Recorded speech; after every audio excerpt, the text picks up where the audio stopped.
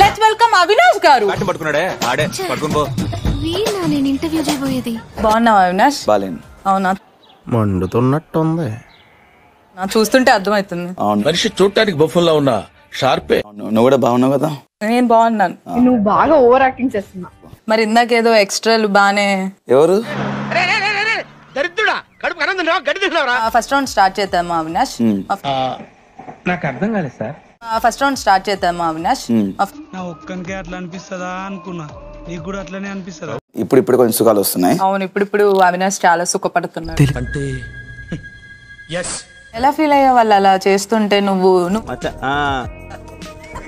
చాలా మందిని నవ్విస్తున్నావు. Who is your inspiration? కామెడీలో ఇన్స్పిరేషన్ వచ్చేసి బ్రహ్మానందం గారు. బేసిక్ నేను కామెడీని ఎప్పుడు అవ్వాలనుకోలేదు, జస్ట్ ఒక ఆర్టిస్ట్ అవ్వాలనుకున్నాను. నువ్వు అంత పెద్ద పుడింగ్ వస్తాలే. ఆర్టిస్ట్ గా కమెడియన్ గా అవ్వక ముందు నువ్వు ఒక లారీ డ్రైవర్ అని చూసాను. అంటే అది అంటే మినిమం పొట్టుండాలి, బట్టుండాలి అనట్లేదు. రీతు చౌదరి ఇంత బ్యాక్ ఉండాలి. అందుకు 10 లక్షలు కట్టాలి కాబట్టి కట్టేసి వెళ్ళాను. ఓకే, ఆ 10 లక్షలు కూడా శ్రీముఖి ఇచ్చిందని విన్నా. సరిపోయింది.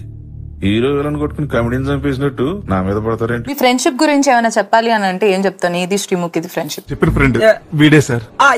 ఆ ఫ్రెండ్ నేనే. అయితే ఏంటి అంటే సోహెల్ ఎమోషనల్ ఫీల్ అవుతుందని చెప్పేసి యాజ్ అ ఫ్రెండ్ గా పక్క ఉన్నప్పుడు అతన్ని ఓదార్చాలి. వాడా ఇప్పుడు వాడు ఏం చేస్తున్నాడా? బ్లాక్ టికెట్లు అమ్ముకుంటున్నాడా? అది జనాలు అట్లా తీసుకుని వైరల్ చేసి ట్రోల్ చేస్తారు అనుకోలేదు. అట్లుంటది మనతోని. కొంచెం బాధపడ్డాను. ఎప్పుడో ఒక్క రోజు జరిగిన తప్పుకి 25 సంవత్సరాలుగా సారీ చెప్తూనే ఉన్నావు. Why YouTube? అసలు యూట్యూబ్ గురించి అడిగాను. ముందుగా వాడు వాడుతున్నాను. మనిషి చూడటానికి బొఫుల్లా ఉన్నా షార్పే. జస్ట్ రీతు నీకు తెలియదేమో. రీతు తెలీదండి.